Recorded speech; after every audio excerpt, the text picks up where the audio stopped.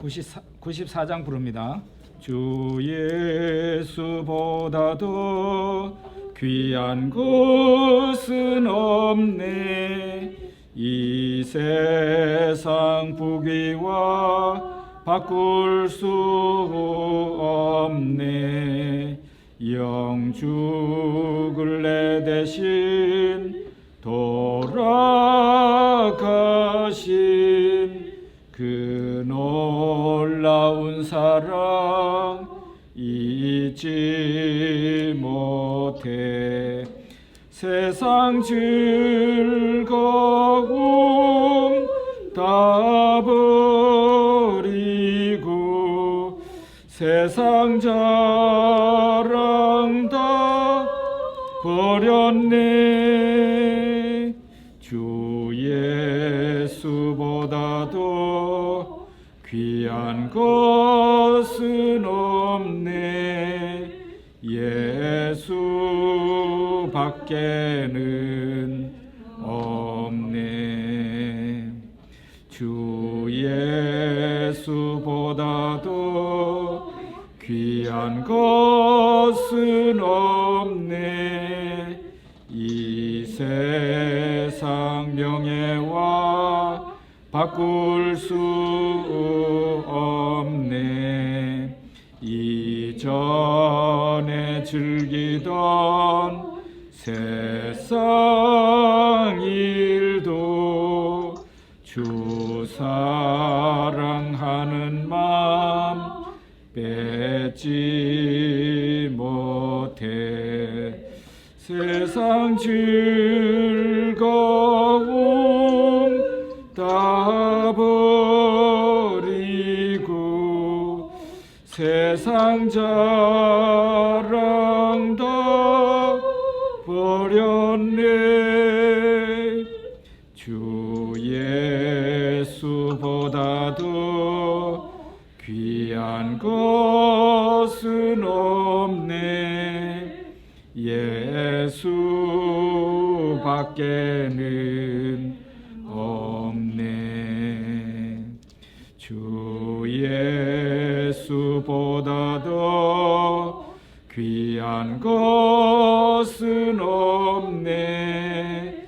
이 세상 행복과 바꿀 수 없네. 유혹과 핍박이 몰려와도 주 섬기는 내 맘 변치 않아. 세상 즐거움 다 버리고 세상 자랑 다 버렸네. 주 예수보다도 귀한 것은 없네. 예수 밖에는 없네. 예, 우리 잠시 기도하겠습니다. 하나님 우리 아버지 감사합니다.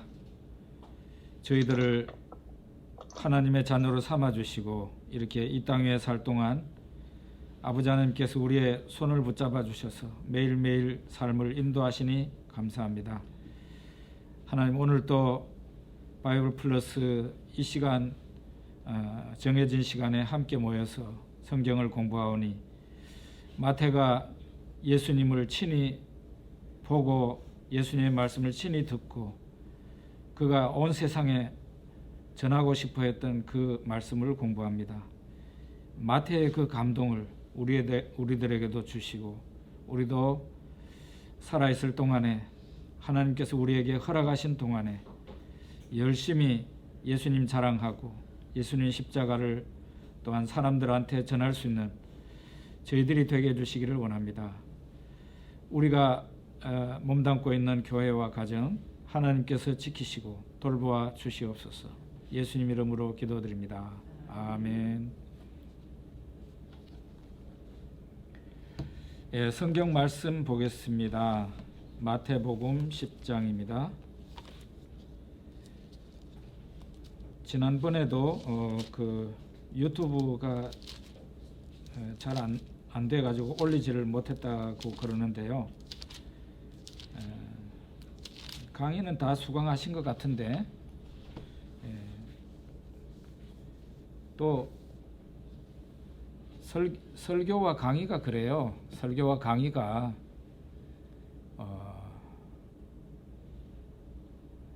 저는 세례 요한이 예루살렘 종교 지도자들이 세례 요한한테 사람을 보내서 당신이 그리스도냐 하고 물었잖아요. 아니다 그러니까 당신은 그러면은 누구냐 그랬더니 나는 이사야 선지자가 말한 광야에 외치는 소리다 그렇게 말을 했는데요. 광야에 외치는 소리 그거는 한번 외치고 난 뒤에 그 소리가 없어지잖아요. 저는 목사의 설교가 이와 같다고 생각해요.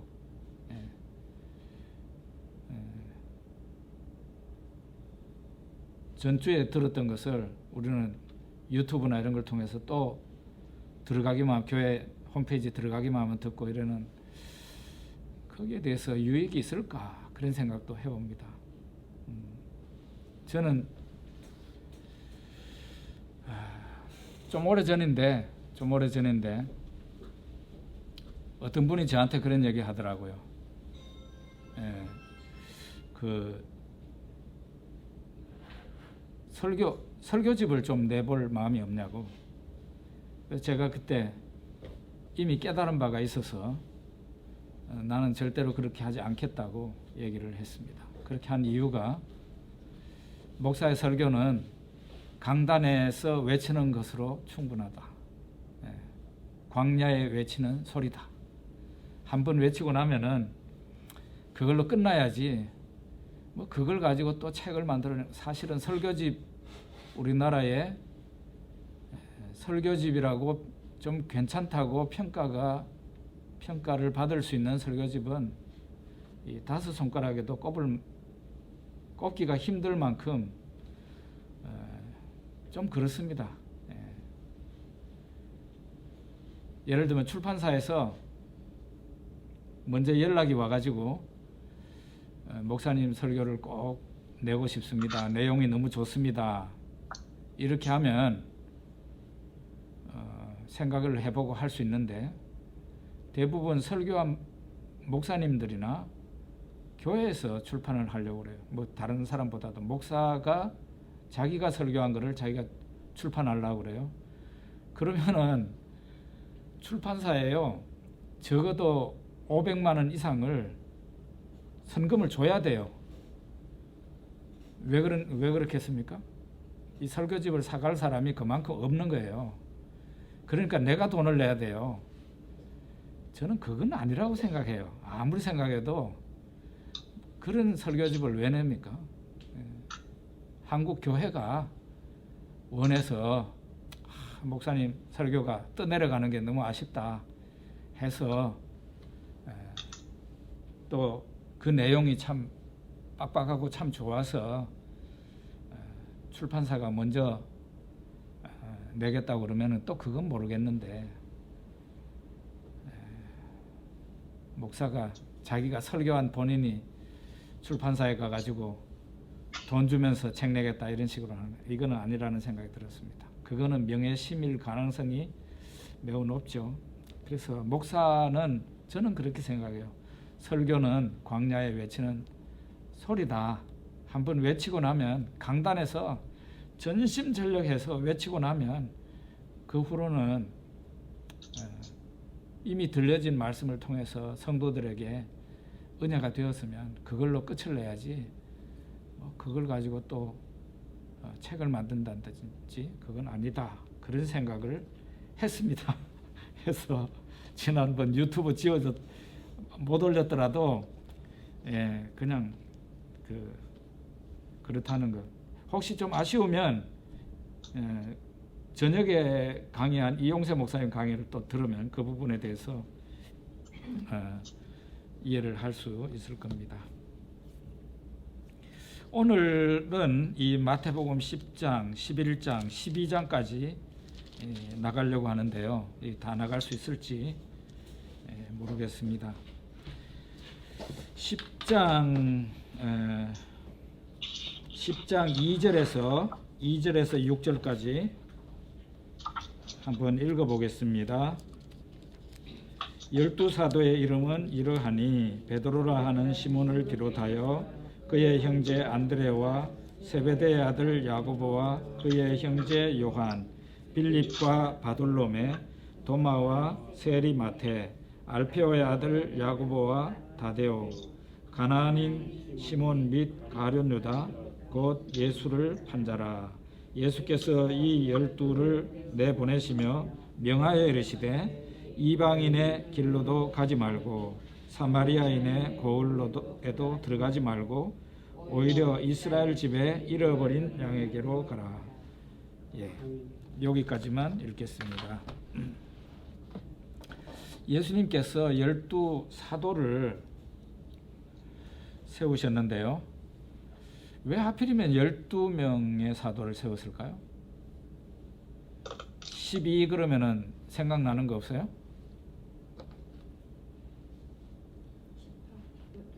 12지파 생각나죠? 이게 의도성이 분명히 있어요. 이제 구시대는 지나가고 새로운 시대가 되었는데 그 구약의 이스라엘 12지파를 대체할 새로운 하나님 나라 백성을 일으킨다는 그런 의미가 있는 거예요. 그러니까 구약의 12지파 시대는 지나가고 이제 예수님이 새로 세우시는 12명에 의해서 신약의 교회가 세워지게 된다는 그런 의미를 가집니다. 우리가 요한계시록에 보면은 새 예루살렘 성의 기초석이 12사도의 이름으로 되어 있죠. 가룟 유다는 제 갈 길로 갔지만 그래서 11명이 됐잖아요. 11명이 된 거를 사도행전의 1장에 보면은 굳이 그 한 사람을 또 보선해 가지고 한 사람을 더 이제 충원을 시켜서 12명을 만들잖아요. 그 의미가 바로 거기에 있는 거예요. 이게 이제 구약의 이스라엘은 이제 지나가고 새로운 하나님 앞에서 새로운 백성이 이제 서게 된다. 그 주춧돌이 바로 이 12명의 사도들이다 하는 그런 의미를 갖습니다. 근데 이제 12와 관련해 가지고 말을 하자면 우리는 지금 십진법을 쓰잖아요. 1, 2, 3, 4, 5, 6, 7, 8, 9, 10. 그래. 제일 큰 숫자가 10이에요. 십진법에서는 제일 큰 숫자가 10인데 이스라엘은 12진법을 씁니다. 12진법. 그러니까 12라는 숫자가 제일 큰 숫자예요. 그러니까 이 12명을 세운다는 의미는 충만한 그 수다 이렇게 생각하면 좋을 것 같아요. 그 제일 큰 숫자가 12진법에 의하면 제일 큰 숫자가 12니까 그래서 하나님 나라 하나님의 교회를 세우는 데 있어서 그 12명이 그 충만한 숫자다. 그렇게 보면 될 것 같습니다. 이제 이 12명을 세우시고 이들을 세상으로 보내시면서 명령을 합니다. 이 12를 보내시며 명령을 하는데 이방인의 길로도 가지 말고 사마리아인의 고을에도 들어가지 말고 오히려 이스라엘 집에 잃어버린 양에게로 가라. 이거는 예수님께서 공생의 기간에 적용되는 사역의 범위를 말하신 거예요. 예수님이 십자가 지시기 전까지는 이랬어요. 근데 예수님이 부활하시고 난 뒤에는 어떻게 달라지죠? 사도행전 1장 8절에 보면 땅끝까지 얘기하잖아요. 사마리아 동네도 가지 마라 했는데 여기에는 예루살렘과 온 유대와 사마리아와 땅끝까지 그랬잖아요. 그러니까 이 말씀은 이방인의 길로 가지 마라. 사마리아인의 고을에도 들어가지 마라. 이스라엘 집에 잃어버린 양에게로 가라 하는 이 말은 예수님 십자가 지시기 전까지는 적어도 사역의 범위, 복음 전파의 범위를 유대인들에게 국한한 겁니다.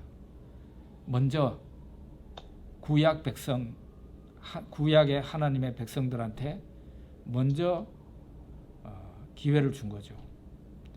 그래도 이 율법이, 구약의 율법이 언제까지 유효한가 하면은 적어도 예수님이 십자가에서 죽으시기 전까지는 유효한 거예요. 예수님 십자가가 분기점이 돼가지고 엄밀한 의미에서 말하자면 구약과 신약이 갈라진다, 그렇게 볼 수 있어요. 그때 예수님이 십자가에서 죽으실 때 저 하늘 쪽에서부터 밑으로 휘장이 찢어지잖아요. 그건 뭔가 하면은 구약의 체제가 무너졌다는 것을 의미하고 하나님과 우리 사이에 가로막힌 담이 허물어졌고, 에베소서에 보면은 이방인과 유대인 사이를 가르는 그 담도 허물어진 거예요. 십자가로 말미암아. 그 십자가는 굉장히 의미를 가져요. 그 십자가를 지시기 전까지는 그래도 지금까지 하나님의 백성이라고 말할 수 있는 유대인들에게 먼저 이 복음의 떡을 예수님의 떡을 나눠주는 거죠.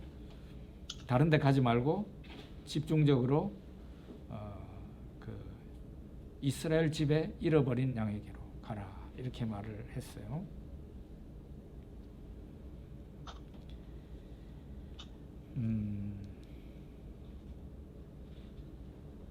이건 이제 좀 적용을 하자면 하나님께서 우리들에게 섭리적으로 우리가 몸담을 교회를 하나님께서 정해가지고 우리를 인도하시고, 또 하나님의 종들인 경우에 어디에서 일을 할 것인지, 하나님을 위해서 어디에서 복음을 위해서 일을 할 것인지 그 범위를, 그 대상자들을 하나님께서 인도하시고 정해주신다, 그렇게 봐야 될 겁니다. 내가 그냥 어떻게 하다가 보니까 이렇게 됐네 그러지만은 하나님께서 우리를 인도해 주셔서 그 자리에서 인도를 하신 거죠. 사역자 유형이 있는데 바울과 바나바 유형이 있고 요셉과 다니엘 유형이 있습니다. 두 개의 유형이 있어요. 사역지가 정해지는 게. 바울과 바나바는 사역지가 어떻게 해서 정해지게 됩니까? 교회가 그들을 위해서 금식하면서 기도하다가 그들을 보냅니다. 선교를 나가시오, 이렇게 해가지고 보내요. 선교사로 보낸다고. 그렇게 해가지고 바울과 바나바는 소아시아부터 이렇게 지중해권이죠, 돌아다니면서 복음을 전했어요. 이거는 파송을 받은 거예요. 그죠? 그런데 구약의 요셉과 다니엘 유형이 있는데, 요셉과 다니엘 같은 경우는요, 자기가 거기를 누구 파송을 받아서 간 것도 아니고 가고 싶어서 간 것도 아니고 그냥 살다가 보니까 흘러가지고 그 자리에 온 거예요. 그렇잖아요. 예? 요셉이 자기가 애굽에 가고 싶어서 갔겠어요? 아닙니다. 그냥 자기 의지와는 상관없이 형들이 자기를 미워해가지고 팔아버렸는데 다른 나라에 가지 않고 애굽에 간 거죠. 다니엘도 역시 마찬가지예요. 다니엘도. 그러니까 요셉도 어떤 의미에서는 사역자라고 할 수 있고 다니엘도 사역자라고 하나님의 종들인데, 그 사역지가 정해진 게 파송을 받아서 간 게 아니고 근데 살다가 보니까 자기가 거기 서 있는 거예요. 오늘날 우리 예수님 믿는 형제 자매들의 직장이 대체로 그럴 겁니다. 어떻게 살다가 보니까, 직장을 구하다가 보니까 내가 그 직장 안에 들어가 있는 거예요. 그게 바로 요셉과 다니엘처럼 하나님께서 여러분들을 인도하셔서 그 직장에 있게 하신 거예요. 가정 역시 마찬가지예요. 가정도 내가 가정을 이룬 것 같지만 그렇지 않고 하나님께서 이 가정에 섭리 가운데 나를 보내신 거예요. 교회도 마찬가지죠. 교회도 하나님이 나를 섭리 가운데 지금 현재 몸담고 있는 교회에 보내셨다. 그렇게 볼 수 있습니다.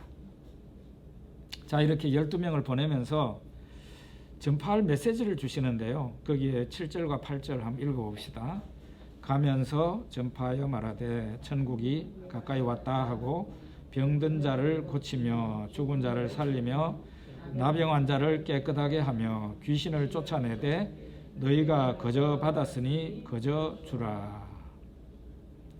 예수님께서 제자들에게 전파할 메시지를 주시고 권능을 주셨어요. 권능. 예수님께서 제자들에게 너희는 이렇게 가가지고 사람들 만나거든, 어떤 동네에 들어가거든 이렇게 말해라 하는데 하나님 나라가 가까이 왔다 이렇게 말을 하라 그랬어요. 이 하나님 나라가 가까이 왔다고 하는 이 메시지는 제일 먼저 세례 요한이 했던 메시지예요. 회개하라 천국이 가까이 왔느니라. 천국이라는 말과 하나님 나라라는 말은 똑같아요. 마태복음에서는 천국이라는 말을 씁니다. 그런데 마가복음, 누가복음에 보면 하나님 나라라고 써요. 그리고 요한복음에도 보면 하나님 나라라는 말을 쓰고. 왜 이렇게 틀리겠어요? 사실은 똑같은 말이에요. 천국이나 하나님 나라나 똑같은 말이에요. 천국이라고 쓴 것은 이거는 이제 유대인들에게 마태복음이 처음 보내진 성경이기 때문에 그런 거예요. 유대인들은 되도록 하나님이라는 말 대신에 다른 말로 대체해서 썼어요.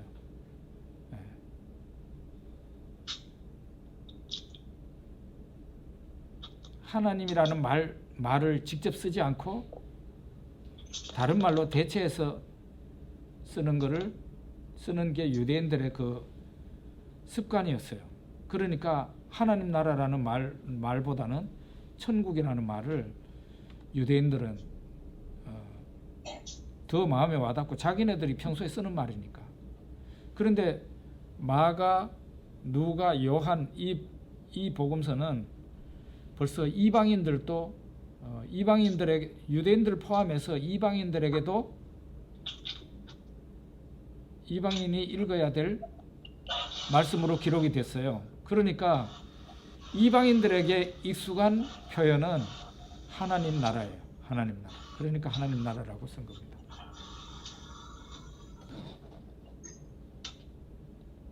여기 보자. 네. 소음을 좀 줄였습니다. 네. 없앴습니다. 그 세례 요한이 회개하라 천국이 가까웠느니라 이렇게 외쳤는데 예수님도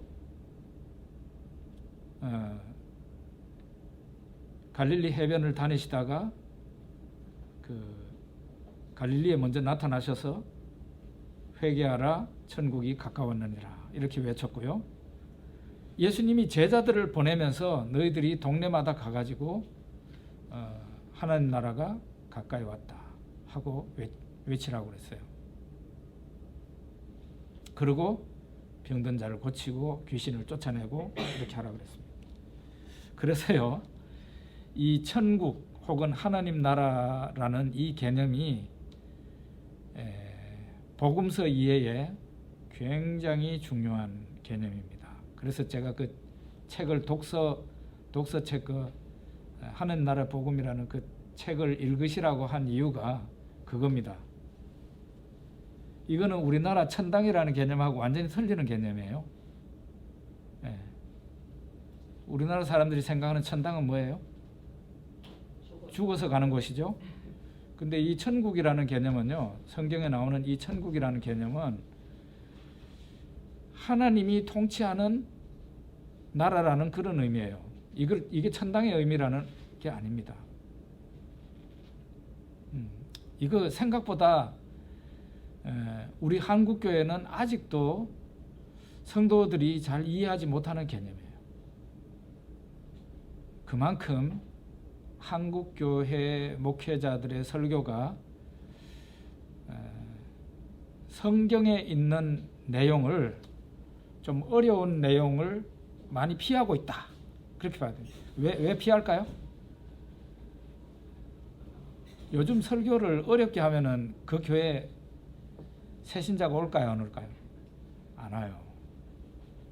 TV에서 유명 강사들, 그 사람 혼 빼놓는 강사들 있잖아요. 그 사람들의 강의를 이렇게 들어보면요, 굉장히 쉬운 얘기를 재미있게 해요. 그런데 설교를 쉽게 한다는 것이 굉장히 어려운 것, 특별히 이런 개념을 담고 있는 이런 부분에 대해서는 굉장히 어려운 얘기예요. 이게 신학적인 공부가 돼 있어야 돼요. 그리고 성도들도 성경 진리를 알고자 하는 마음이 간절해야 돼요. 그냥 내가 교회 와서 오늘 예배 드리면서 한번 마음에 찌릿한 걸 한번 느끼고 가야 되겠다, 보통 그걸 은혜라고 그러잖아요. 그죠? 새로운 진리를 깨닫고 내가 이전에 몰랐던 것을 깨닫고 이러기보다는 내 마음이 위로받고 내 마음이 감동받고 이러는 것을 은혜라고 생각한단 말이에요. 그런데 좀 은혜라는 것을 조금 좀, 물론 그것도 은혜일 수 있겠지만 성경에서 말하고 있는 조금 어려운 진리를 좀 알고자 하는 그런 열의가 필요해요. 그래서 목사님들이 설교를, 이런 어려운 설교를 못하는 이유가 성도들이 아직도 들을 만한 그런 수준에 안 와 있기 때문에 그럴 수도 있고, 또 하나는 목사님들이 성도들의 수준에 맞는 설교만 계속 해야 되느냐, 저는 아니라고 생각합니다. 때로는 어려운 설교도 해야 된다. 예수님 보니까 어려운, 물론 쉽게 하려고 많이, 예수님은 예화도 많이 드시고 재밌는 얘기도 많이 하셨는데, 예수님은 사람들이요 잘 이해하지 못할 그런 설교도 많이 하셨어요. 특히 비유가 그래요. 비유를 들으면, 예수님의 비유를 들으면요, 알 것 같기도 하고 모를 것 같기도 하고 그래요. 성도들이 완전히 이해하는 설교만 할 수는 없는 거예요. 저는 과감하게 던집니다. 과감하게. 성도들이 잘 이해하지 못할 설교도 이따금씩 합니다. 저는 제 같은 경우 예를 들면은 알 것 같기도 하고 모를 것 같기도 하고, 이게 내 손에 잡힌 것도 아니고 그리고 멀리 있는 것도 아니야, 내가 잡을 것 같기도 하고 하는 이런 진리를 설교 중에 또 신학 강의 중에 제가 들었을 때, 저 같은 경우는 탐구열을 일으키더라고요. 내가 이걸 어떤 식으로든지 좀 알아봐야 되겠다. 그래가지고 뭐 도서관에 가가지고 신학 책을 뒤진다든가, 아니면은 뭐 목사님 찾아가서 묻는다든가, 이렇게 해서 해결하지 않습니까? 그래서 조금 어려운 얘기도, 어려운 설교도 이제는 한국 교회가 복음을 받아들인 지 벌써 130년이 넘어가는데, 맨날 그냥 쉬운 설교만 해가지고 성도들한테 그렇게 하는 이제 시대는 지났지 않는가. 이제 한국 교회가 어른을 향해서 가야 된다. 제자 훈련도 대부분 다 하고 그랬잖아요.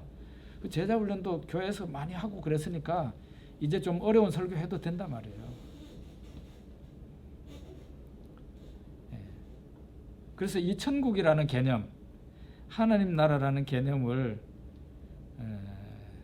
좀 빨리 알고 싶으시면 제가 여러분들의 낸 그 과제 있죠. 그 책을 빨리 읽으시는 게 좋아요. 다음 주는 제가 마태복음 13장 하게 되거든요. 거기가 천국의 비유예요. 그러니까 이 책을 한번 읽고 나면 제 강의를 들을 때 술술 풀려요. 그런데 이 책을 안 읽고 만약에 다음 주에 그냥 오셨다 그러면 상당히 난해하게 느낄 거예요. 다음 주에 그 비유 강의가 씨 뿌리는 비유 뭐 해가지고 알곡과 가라지의 비유 뭐 이렇게 쭉 나오잖아요. 이게 천국의 비밀을 가르쳐주는 그런 비유거든요. 예. 그래서 목사님 이거 책 읽고 요약을 해서 제출을 해요? 아니면 독후감으로 제출을 합니까? 독후감. 그냥 저는 정독하는 걸로 만족을 해요. 이거를 전체를 다 요약을 할 필요는 없고 요약하는 게 편하시면 요약하는 것도 괜찮고 일단은 다 읽으셨다는 것을 전제를 하고 한 페이지 정도 그냥 하세요. 한 페이지 정도 그렇게 하시면 됩니다. 그 조지 엘던 레드라는 그 신학자가 썼는 책인데요. 이 Kingdom of God 하나님 나라라는 이 분야에 있어서 굉장히 명저입니다. 명저. 그러나 이분의 이분의 책조차도 예를 들면 천년왕국론이나 이런 부분에 있어서는 이분의 색깔을 담고 있습니다. 어쨌든 이 책을 한번 읽고 난 뒤에 다음 주에 오시면 강의가 상당히 재밌을 거예요. 근데 책을 안 읽고 오시면 다음 주 강의가 저도 강의하기가 힘들고 여러분도 강의 듣기가 조금 어려울 수 있어요. 예수님 세례 요한부터 그랬어요. 회개하라 천국이 가까웠느니라. 세례 요한의 메시지였어요. 도대체 천국이 가까웠다는 무슨 말이야? 그렇게 생각하잖아요. 그런데 유대인들에게는 아주 무슨 말인지 턱 이해가 되는 말이에요. 우리는 이해가 잘 안 되는 말이지만 유대인들에게는 난해한 말이 아니고 이해가 되는 말이었다. 예수님도 제일 첫 말이 갈릴리에 다니면서 회개하라 천국이 가까웠느니라 이거였어요. 그리고 제자들을 이 제자들을 이제 12제자 내보내잖아요. 12사도를 보내면서 동네마다 가가지고 외치라는 말이 회개하라 천국이 가까웠느니라 그 말입니다. 이 회개하라는 말은 또 돌아오라는 말이에요. 돌아오라. 회개가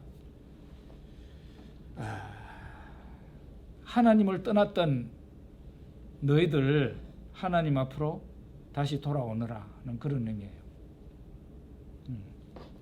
그 다음에 거기에 보십시다. 9절에서 10절 너희 전대에 금이나 은이나 동을 가지지 말고 여행을 위하여 배낭이나 두벌옷이나 신이나 지팡이를 가지지 말라. 이는 일꾼이 자기의 먹을 것을 받는 것이 마땅함이니라. 예수님께서 12사도를 내보내시면서 일꾼들을 내보내신 거죠. 복음 전파하는 일꾼들을 내보내시면서 생활을 책임지신다는 걸 이렇게 말씀하신 거예요. 그들의 생활을 책임지신다. 요즘도 마찬가지예요.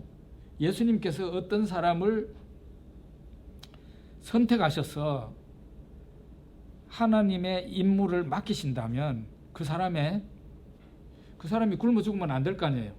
그죠? 그 사람이 정상적으로 먹고 살아야 돌아다니면서 복음을 전할 거 아니에요. 그 일꾼은 먹고 살 걸 걱정 안 해도 된다. 그 말입니다. 그런데 이거는 있어요. 아까 12사도를 예수님이 세우신 것처럼 정말 하나님께서 그 사람을 그 자리에 세우셨느냐?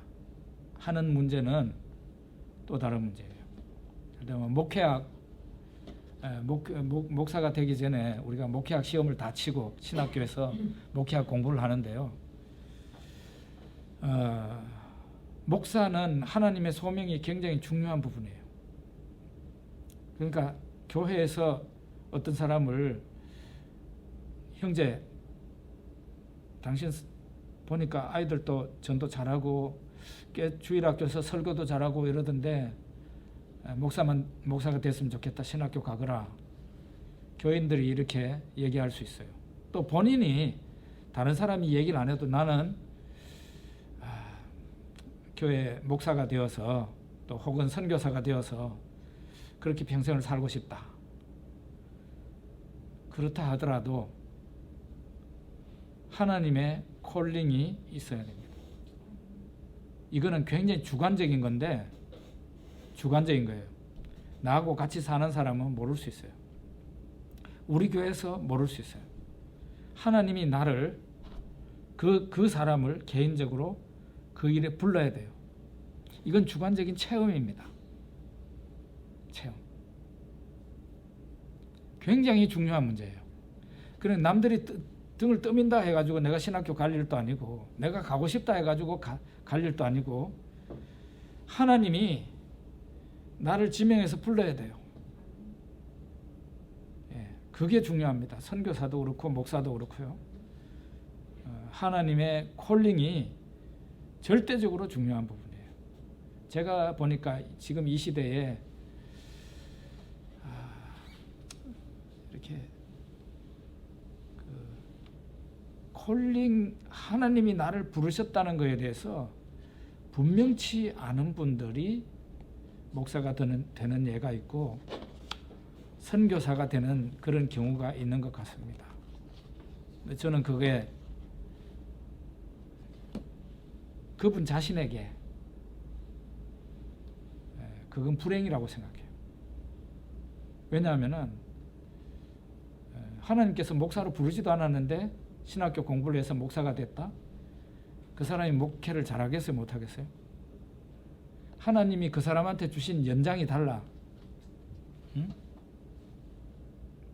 목회의 연장을 준 게 아니고 다른 연장을 줬어요. 그런데 보니까 목회자가 되면 너무 좋을 것 같은 거예요. 자기도 잘할 수 있을 것 같고 그렇게 했습니다. 그런데 막상 하나님께서 그를 다른 용도로 쓰시고자 하시는데 자기는 그걸 잘 모르고 그렇게 할 수 있어요. 그럴 때는 늦게라도 깨달았으면 빨리 그만두고 하나님께서 나한테 주신 연장을 따라서 은사입니다. 은사를 따라서 그렇게 살아가야 됩니다. 그게 좋습니다.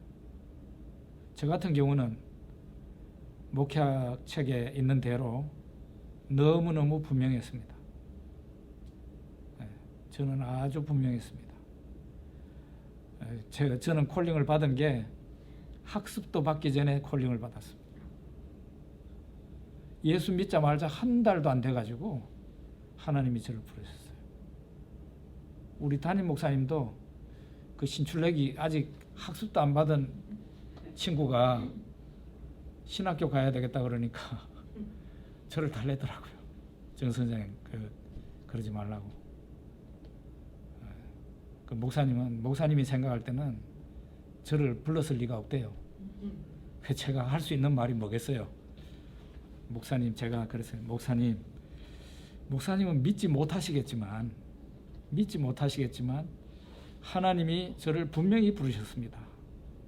이렇게 그렇게 얘기를 했어요.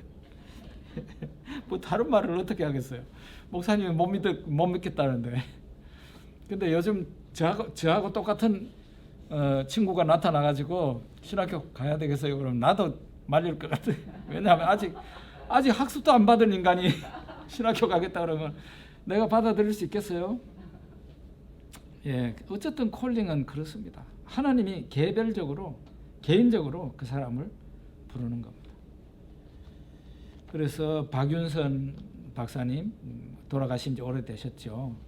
신구약 주석을 다 쓰신 박윤선 박사님은 그런 얘기 하셨어요. 도망갈 수 있는 데까지 도망가라. 하나님이 목회자로 혹은 선교사로 부르신다고 느낀다면 도망갈 수 있는 대로 하여간 모세가 도망치려고 많이 했잖아요. 그것처럼 도망갈 수 있다면 도망을 치라는. 나중에 어쩔 수 없어서 할 수 없어서 맡게 되면은 맡아라. 그런 얘기 하셨어요. 그러니까 아무나 이런 일에 나가겠습니다. 그렇게 하기가 어렵다는 거예요. 그런데 하나님이 그 사람을 부르셨잖아요. 그러면은 생활을 책임지시는 게 분명해요. 생각해 보세요. 그 사람이 하나님이 채용하신 일꾼인데 굶어 죽으면 되겠습니까? 안 되지.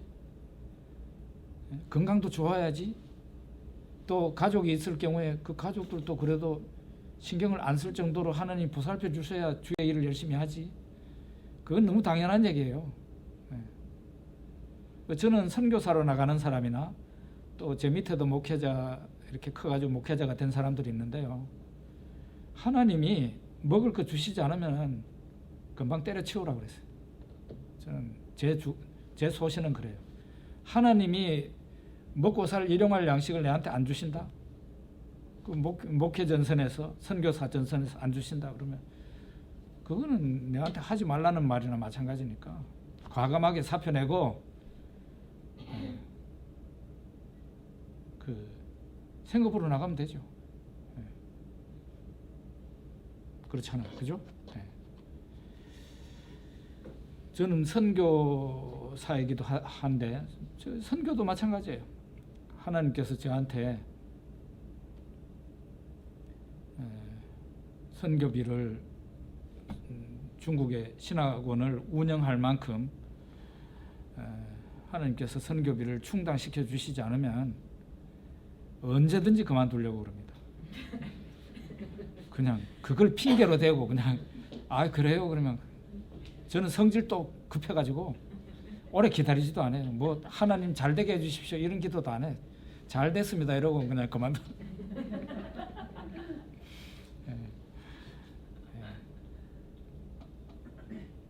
하나님이 분명히 그 사람을 선택해서 하나님 일꾼을 맡기셨을 때는 생활을 책임지니까 콜링이 분명하다면 두려워할 필요가 없어요. 다른 건 두려워할 필요가 없어요.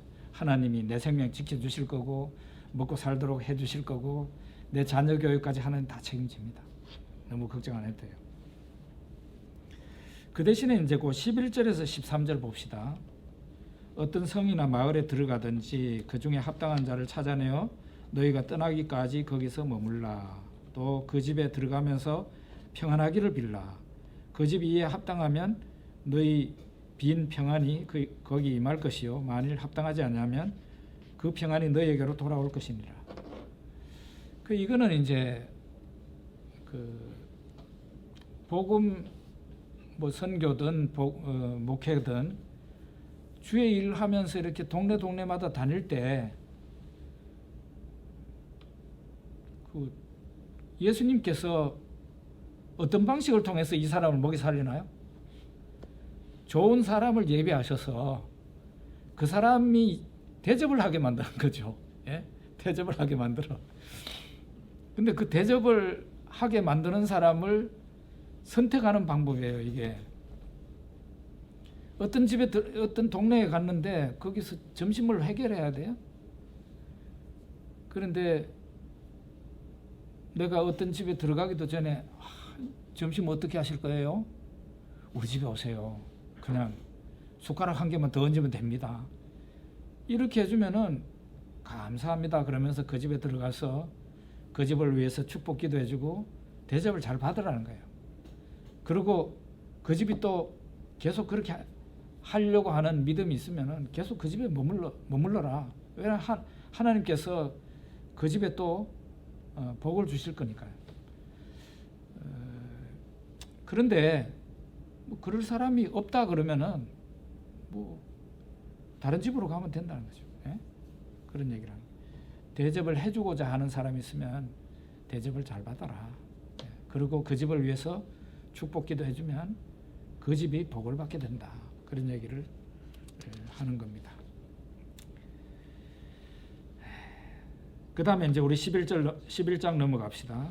11장에 세례 요한의 감옥에 지금 있는 세례 요한이 제자들을 보내어서 묻는 게 있습니다. 2절과 3절에 있는데요. 한번 읽어볼까요? 요한이 옥에서 그리스도께서 하신 일을 듣고 제자들을 보내어 예수께 여짜오되 오실 그이가 당신이오니까 우리가 다른 일을 기다리오리까.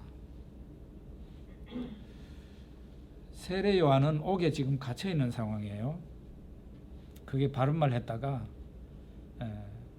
헤롯 안디바에게 바른 말 했다가 당신이 당신 동생의 아내를 빼앗은 것은 하나님 보시기에 아주 안 좋은 거다 책망을 해가지고 헤롯이 그 화가 나가지고 이 세례 요한을 가둬버렸어요. 근데 그 감옥 안에서 들으니까 예수님 이 세례 요한의 제자들이 이따금씩 자기 선생님 뵈러 갔겠죠. 세례 요한이 제일 그 궁금한 상황이 뭐겠어요? 자기가 예수님을 사람들한테 소개했잖아요. 이분이 바로 하나님의 아들이다. 세상 죄를 지고 가는 하나님의 어린 양이다. 나는 당신들한테 물로 세례를 주지만 이분은 성령과 불로 세례를 주는 분이다. 이분은 타작마당을 정하게 하시는 분인데 알곡은 모아서 곳간에 들이지만 쭉정이는 꺼지지 않는 불에 태우시는 분이다. 이미 도끼가 나무뿌리에 놓였다. 회개치 않으면은 불에 던져지게 된다. 이런 설교를 세례 요한이 하면서 사람들한테 나도 이분을 잘 몰랐는데 그 요한복음에 보면 나오죠. 요한복음 처음에 나도 어떤 분인지 잘 몰랐는데 하나님께서 내한테 지시하시기를 성령이 어떤 사람 머리 위에 머물러 있는 것을 보거든 그가 바로 그니까 그가 하나님의 아들이니까 소개해라. 그래서 예수님을 소개하게 된 거예요. 그런데 세례 요한이 감옥에서 제자들을 통해서 들으니까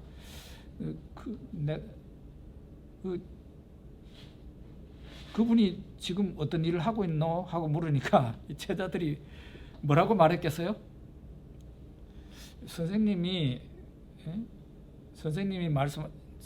옛날에 선포하신 것처럼 회개하라 천국이 가까웠느니라 그렇게 선포하면서 돌아다니시고요. 귀신 들린 자를 만나면 귀신을 쫓아내고 나병 환자도 낫게 하고 그리고 죽은 사람도 살리고 이런 일을 하고 있어요. 이렇게 얘기했을 거 아닙니까? 그러니까 그래 이렇게 된 거예요. 세례 요한이 그래서 제자들을 보낸 겁니다. 그래서 예수님에게 물었어요. 오실 그이가 당신이오니까 우리가 다른 일을 기다려오리까. 이게 왜 이런 말을 했을까요? 세례 요한에게 어떤 의문점이 생긴 거예요. 이 부분을 해석함에 있어서 이제 두 가지 해석을 목사님들이 대체로 해요. 세례 요한은 이미 다 알고 있는데 제자들을 가르치기 위해서 그냥 이런 질문을 예수님께 던졌다. 그렇게 말을 하는, 그렇게 해석하는 분도 계세요. 세례 요한이 선지자인데 그걸 몰랐겠냐. 그러나 제자들은 아니잖아요. 그러니까 세례 요한의 제자들이 예수님을 좀 잘 알게끔 이런 질문을 만들어 가지고 제자들한테 가서 질문을 하게 한 거다. 이렇게 해석을 하는 해석이 있고, 저와 같은 해석은 좀 다릅니다. 세례 요한이 실제로 의문을 가졌다고 보는 거죠. 선지자라고 다 알겠습니까? 우리는 선지자라는 사람들이 하나님의 모든 것을 다 안다고 생각하면 안 돼요. 선지자도 하나님이 알려주신 것만큼만 아는 거지 하나님이 알려주시지도 않았는데 다른 범위를 다 안다고요? 아니에요. 그래서 선지자들에게도 그 신약 성경 어디입니까? 자기 속에 있는 선지자들도 자기 속에 있는 그리스도의 영이 그 고난 받으실 것을 이렇게 상고하고 상고했다. 그러니까 자세히 생각하고 묵상하고 연구했다는 의미예요. 선지자들이 연구가 필요한가요? 그렇다고 그래요. 성경에서는 연구가 필요해요. 하나님이 내한테 어떤 진리를 딱 던져주셨어요. 말씀을 던져주셨어요. 그러면 그 말씀이 이게 무슨 말씀이지? 깨달아야 되고 이 말씀과 연결해 가지고 다른 것이 고구마 달린 것처럼 진리 하나가 내한테 딱 던져지면은 이와 연관된 진리가 있어요. 그것도 내가 묵상하고 연구하면서 깨닫게 돼요. 네, 그게 굉장히 중요한 부분이에요. 세례 요한이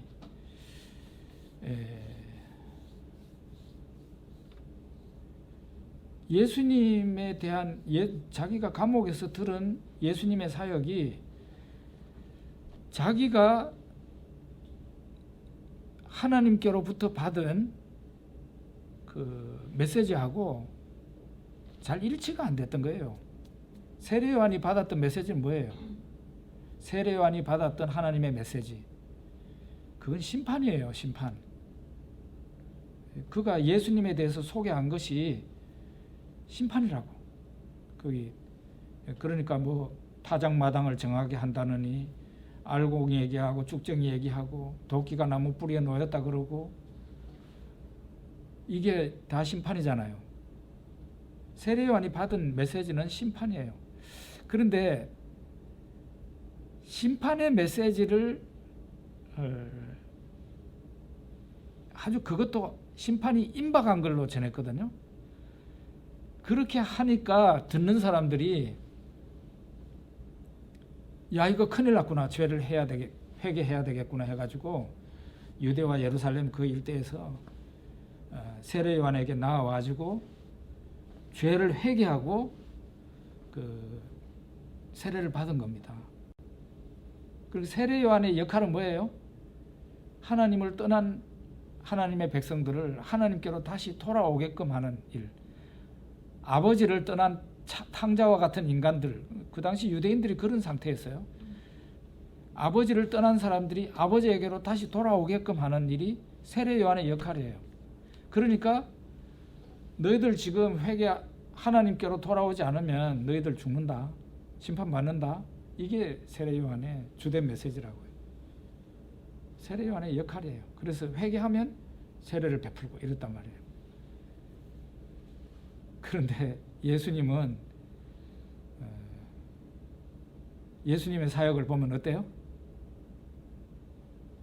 눈 닦고 봐도 심판이 없죠? 심판이 없었어요. 예수님이 심판하는 일은 안 하고 구원하는 일만 하고 있어요. 구원하는 일만. 예? 그렇잖아요. 병든 사람 고치고, 예? 말씀 전하고, 죽은 사람 살려내고, 귀신 쫓아내고, 이게 뭡니까? 이사야에서 예언한 그 구원 사역이에요. 그러니까 세례 요한이 자기가 받은 메시지와 예수님이 이렇게 예수님의 사역이 뭔가 다르니까 의문을 가질 수밖에요. 그래서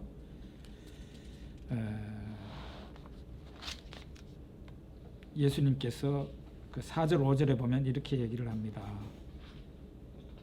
4절 5절에 예수께서 대답하여 이르시되 너희가 가서 듣고 보는 것을 요한에게 알리되 맹인이 보며 못 걷는 사람이 걸으며 나병 환자가 깨끗함을 받으며 못 듣는 자가 들으며 죽은 자가 살아나며 가난한 자에게 복음이 전파돼야 된다 하라. 이 말씀은 이사야서 35장에 있는 말씀, 이사야서 61장에 있는 말씀을 같이 합성한 거예요. 세례 요한은 이미 성경을 잘 알고 있습니다. 이 말씀을 예수님이 딱 던졌을 때 그냥 자기의 약간 이게 결정적인 의심이 아니라 약간의 의심이었죠. 이 의심이 확 풀려져 버렸겠죠. 궁금했던 부분이 확 풀려져 버린 거죠. 그 제가 오늘 여기에서 좀 얘기하고 싶은 것은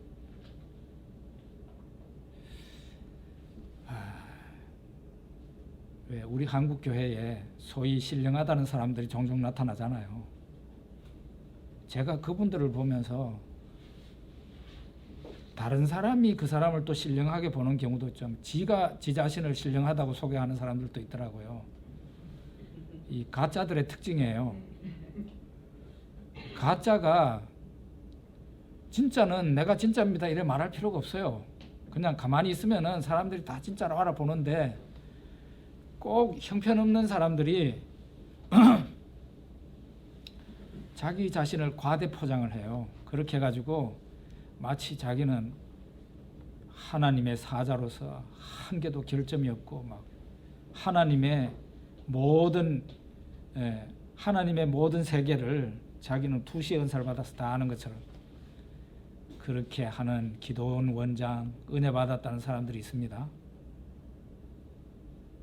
정말 한마디로 가소로운 사람들이에요. 여기 세례 요한 어떤 사람이죠? 굉장한 인물입니다. 예수님 이제 우리가 여기 보면 알겠죠. 예수님이 그랬어요. 선지자 가운데 세례 요한보다 큰 이가 일어난 일이 없다고. 세례 요한이 선지자 가운데 가장 위대한 사람입니다. 그런데 이 사람도 잘 이해가 안 되는 부분이 있었잖아요. 예수님에게. 그죠?